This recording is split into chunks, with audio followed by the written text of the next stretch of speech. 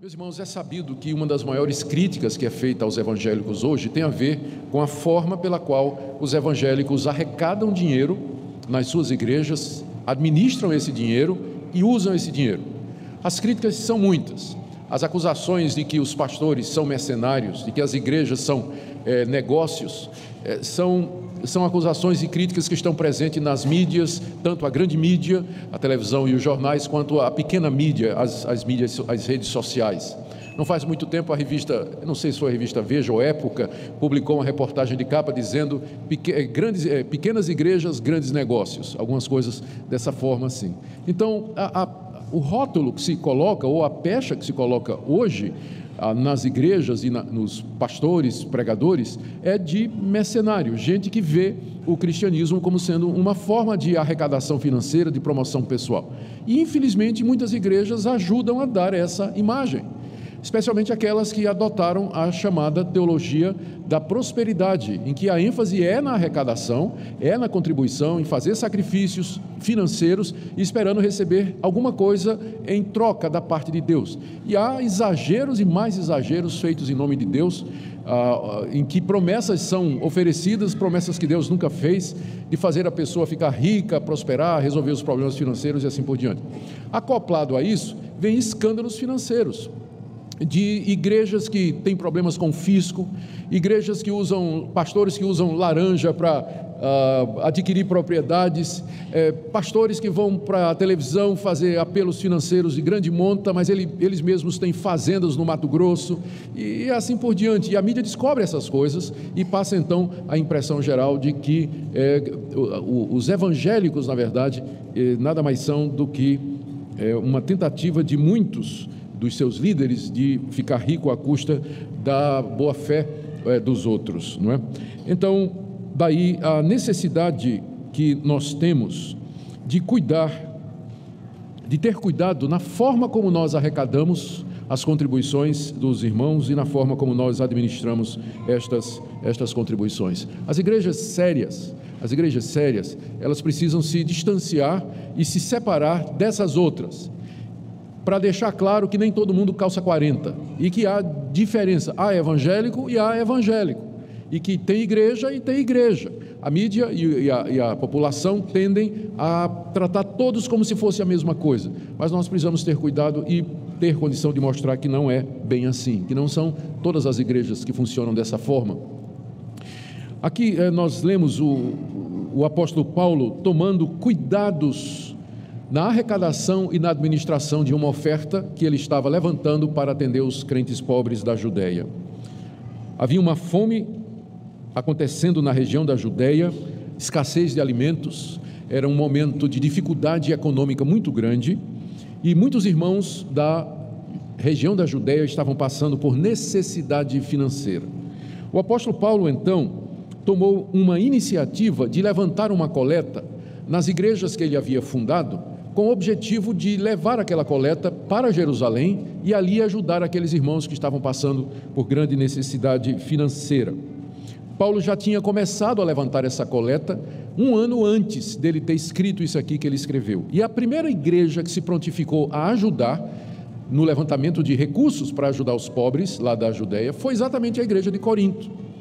Passado um ano, porém, a igreja não havia ainda concretizado a intenção. A igreja tinha dito: Paulo, nós vamos nos envolver nessa coleta que você está fazendo aí, pode contar conosco, não é? Está aqui um vale de tanto, nós vamos honrar aqui o nosso compromisso. Mas passou um ano e a igreja, estava só na boa intenção. Como Paulo tinha que escrever uma segunda carta para eles de qualquer forma, então ele inclui nessa carta 2 capítulos para tratar do assunto, que são os capítulos 8 e 9.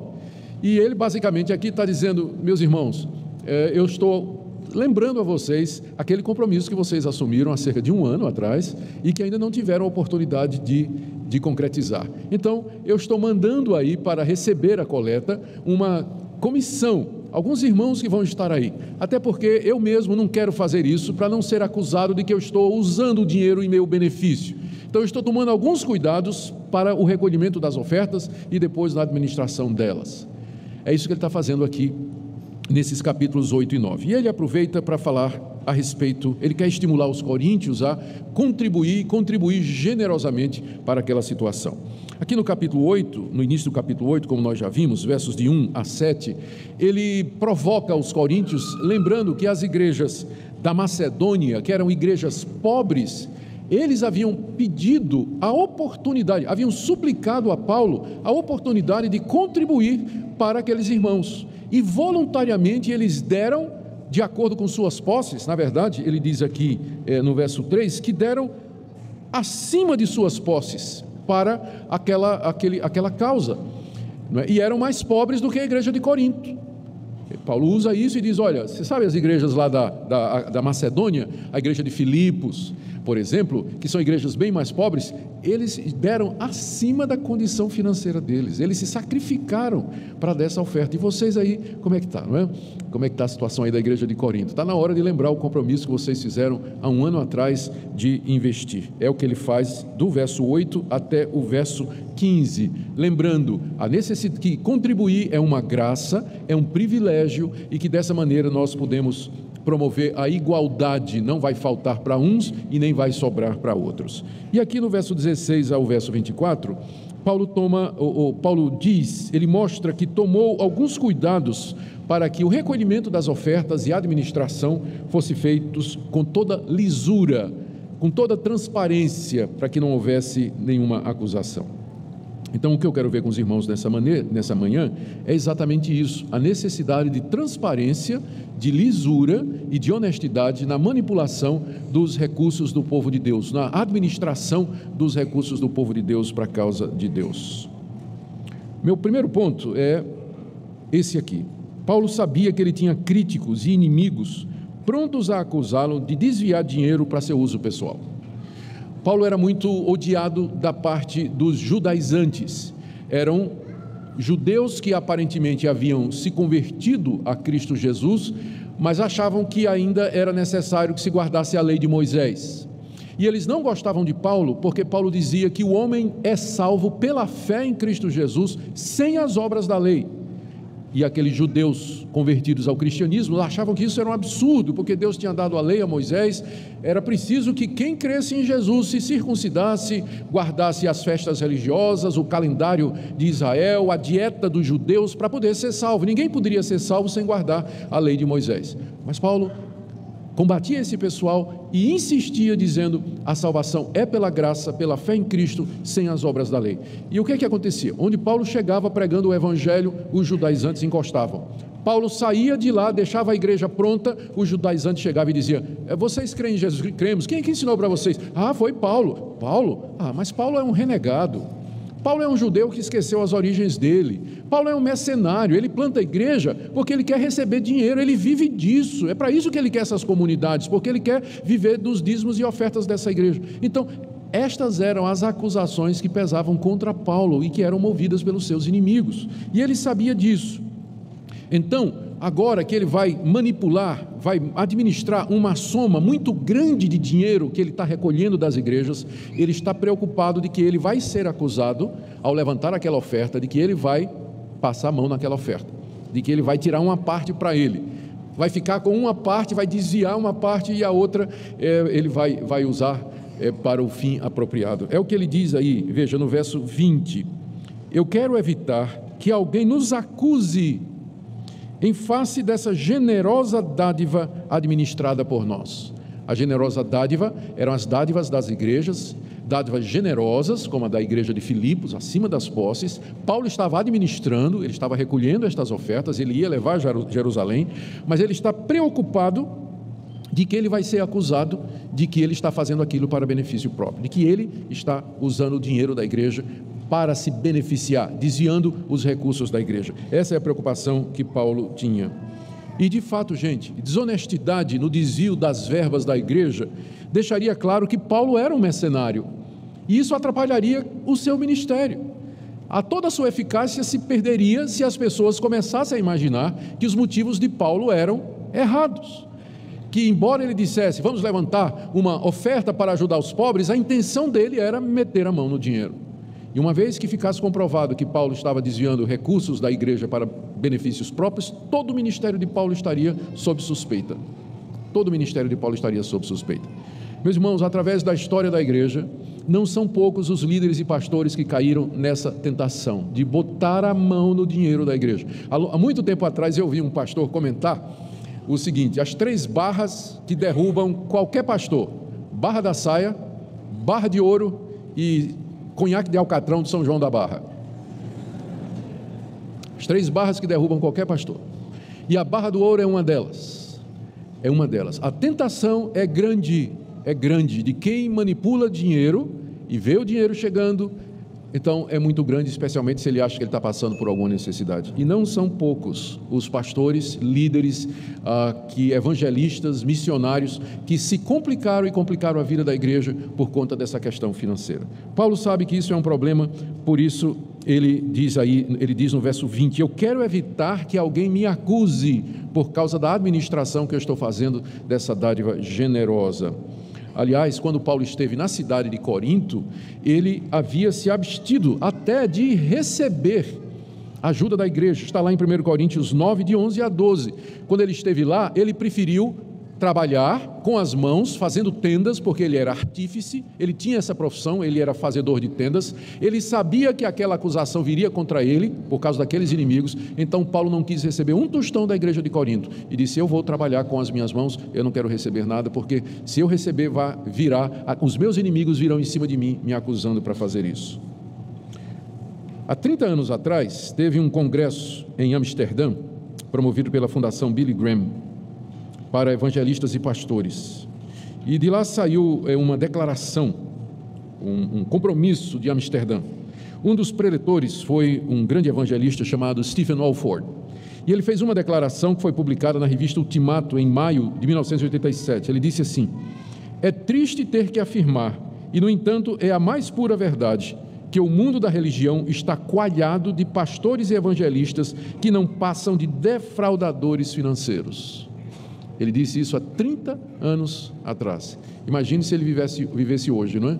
O que é que ele não diria a respeito dessa situação? Por isso, diante do contexto que já havia na época de Paulo, falsos profetas ganhando dinheiro às custas da fé dos incautos, Paulo diz: eu preciso me precaver quando eu estiver administrando essa oferta que eu estou levando para Jerusalém. E quais foram as precauções que ele tomou? Na verdade, ele tomou uma única precaução, e que é uma precaução básica. Ele resolveu de que ele não faria aquilo sozinho. Ele iria montar uma comissão eleita por outras pessoas, como uma espécie de uma auditoria, para acompanhar toda a movimentação do dinheiro. Paulo percebeu que a melhor coisa para o pastor é o pastor não mexer em dinheiro, mas ele ter alguém eleito pela igreja, pessoal da igreja, que cuida disso, exatamente para evitar essa associação. E veja os cuidados que ele tomou. Estão aí a partir do verso 16. Aqui um comentarista que eu li, ele diz assim: é interessante notar como Paulo podia pensar com a precisão meticulosa de um contador público. O nosso apóstolo parece que era formado em muitas disciplinas, né? Ele podia pensar com a mentalidade de um contador público. Ele pensou assim: se eu for pegar o dinheiro e eu distribuir, vai ter gente dizendo que falta transparência. Então, para evitar isso, eu vou constituir um comitê de auditoria. Vai ter um comitê de auditores independentes que vão acompanhar não só a arrecadação, mas a administração também, e prestar contas. Essa é a cabeça de Paulo. Você vê que era um homem que era capaz de ir até o terceiro céu, num arrebatamento e numa visão que Deus lhe deu, mas era um homem também que era bastante mundano, entre aspas, do mundo. Ele sabia como o mundo funciona, ele sabe como é que as pessoas pensam, e ele então, para evitar aquilo que ele sabe que vai acontecer, ele toma medidas simples, não é? Medidas simples. E aí, então, a primeira coisa que ele fez foi convidar Tito para comandar a equipe que vai lá em Corinto buscar a oferta. Ele não foi. Ele disse: eu vou mandar Tito. Versos 16 e 17. Graças a Deus que pôs no coração de Tito a mesma solicitude por amor de vós, porque atendeu ao nosso apelo e, mostrando-se mais cuidadoso, partiu voluntariamente para vós outros. O que Paulo está dizendo aqui é que ele tinha desafiado Tito e dizendo: Tito, eu não vou lá em Corinto não buscar esse dinheiro, a oferta dos irmãos. Será que você não poderia ir? Você não poderia me representar nisso aí? É melhor é melhor para evitar a aparência do mal. E Tito disse, não, eu vou sim, voluntariamente, vou de coração, vou fazer isso. Então, a equipe começa com Tito. Em seguida, Paulo chama alguém, porque Tito era muito próximo de Paulo, né? Era preciso então alguém que não fosse tão próximo assim. Aí no verso 18, Paulo diz, e com ele, com Tito, ele está dizendo aos coríntios, enviamos o irmão cujo louvor no evangelho está espalhado por todas as igrejas. A gente não sabe quem era esse irmão, Paulo não diz o nome, mas era um irmão que era muito respeitado e conhecido nas igrejas. Era um homem que tinha a confiança das igrejas. Então Paulo diz, é esse aqui, Tito, junto contigo você leva o irmão, tá? Que todo mundo conhece e todo mundo confia, para que não haja dúvida de que vai ser o destino desse dinheiro. Esse irmão vai estar acompanhando você. E depois ele chama mais outro, verso 22, e com eles, com Tito e o irmão, enviamos nosso irmão. Paulo aqui também não diz o nome, então são dois irmãos que vão com Tito, né? Um que era admirado e conhecido na igreja, e o outro, verso 22, ele diz, com ele enviamos nosso irmão, cujo zelo em muitas ocasiões e de muitos modos temos experimentado, agora porém se mostra ainda mais zeloso pela muita confiança em vós. Paulo envolve três pessoas, um da confiança dele, Tito, que era mais próximo, e mais dois irmãos das igrejas, conhecidos e respeitados da igreja. Eles iriam lá em Corinto recolher aquela oferta, trazer a oferta e junto com Paulo administrar aquela oferta lá em Jerusalém, para que não ficasse a menor dúvida a respeito disso. A gente não sabe quem eram estes irmãos, pode ter sido Lucas, pode ter sido Apolo, pode ter sido Marcos, pode ter sido Timóteo, a gente não sabe. Silas, tinham muitos colaboradores famosos naquela época, conhecidos nas igrejas, pessoas de confiança. Mas Paulo então, o que ele quer fazer é montar uma comissão para cuidar dessa área, porque ele não vai se envolver pessoalmente. E esses homens, notem as características que Paulo menciona aqui, e é importante darmos uma olhada.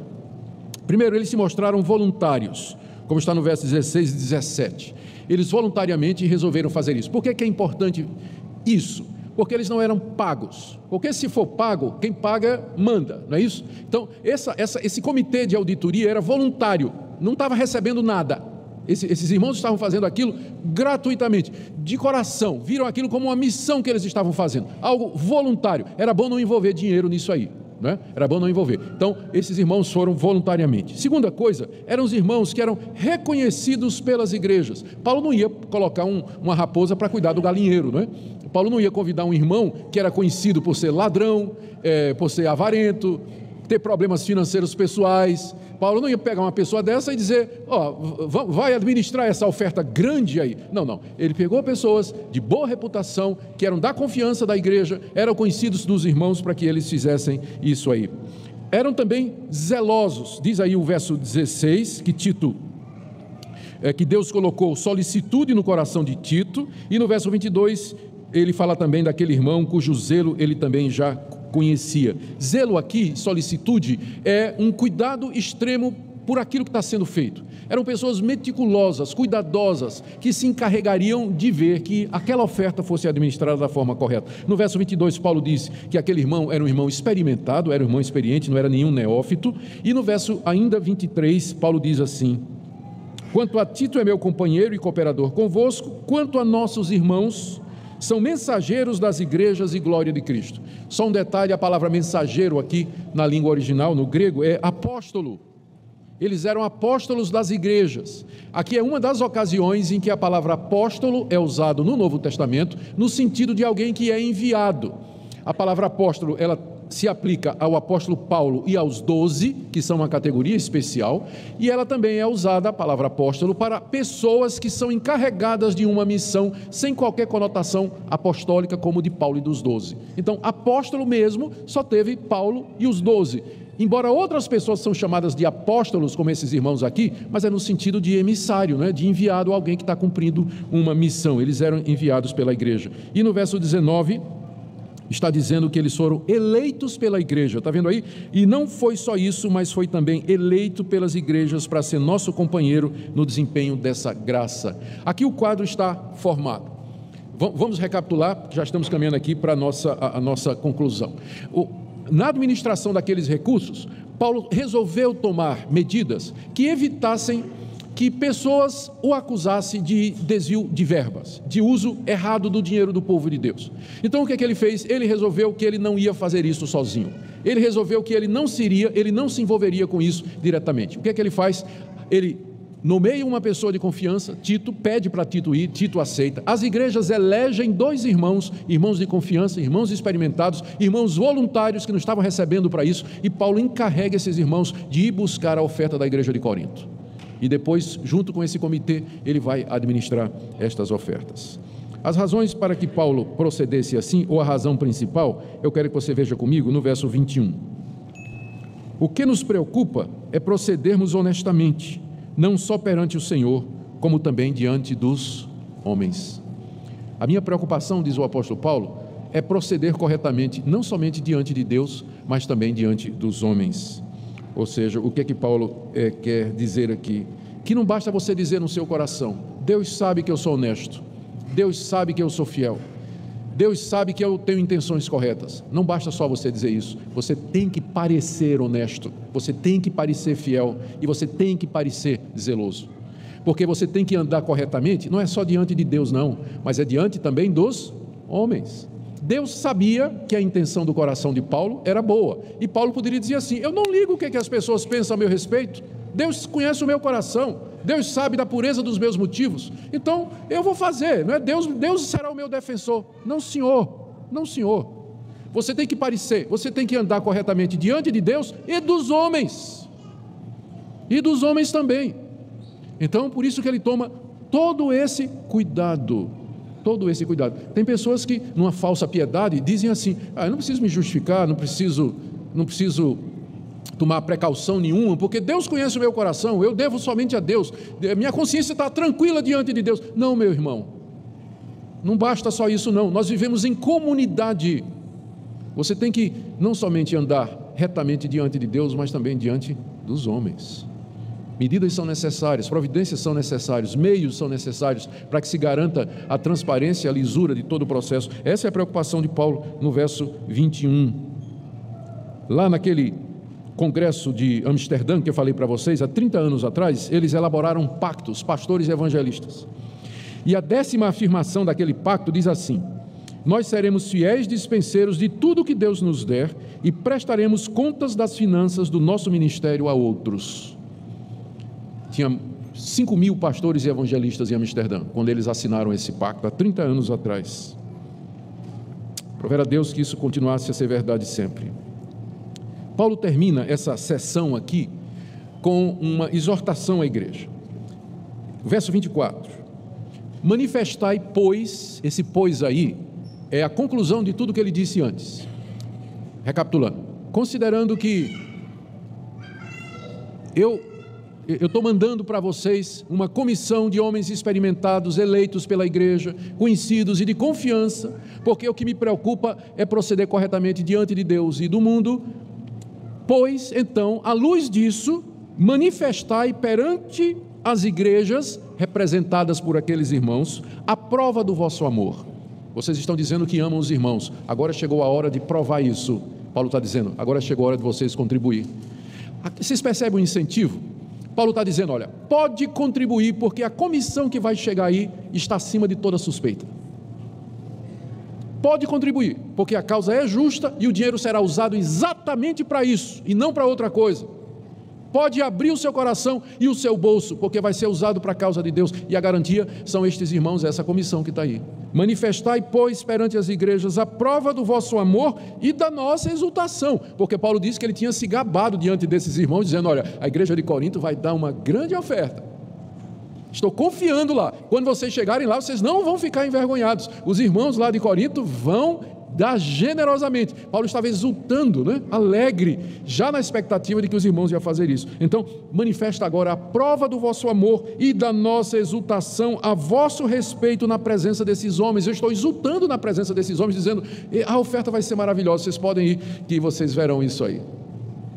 Vocês percebem o apelo de Paulo? E essa é uma das motivações que nós, nesses dias difíceis, em que tem tantas suspeitas sobre essa questão financeira, essa é uma motivação correta e bíblica dizer: meus irmãos, as contas da igreja são transparentes, as contribuições são transparentes, tem um comitê de auditoria, tem uma comissão de exame de contas da tesouraria, tem a assembleia da igreja que aconteceu recentemente, em que é feita uma prestação de contas para a igreja. Qualquer pessoa pode chegar no nosso tesoureiro e dizer: eu quero dar uma olhada na prestação de contas, eu quero saber em que é que o dinheiro da igreja está sendo gasto. Isso é publicado, afixado lá fora, o balancete todo mês.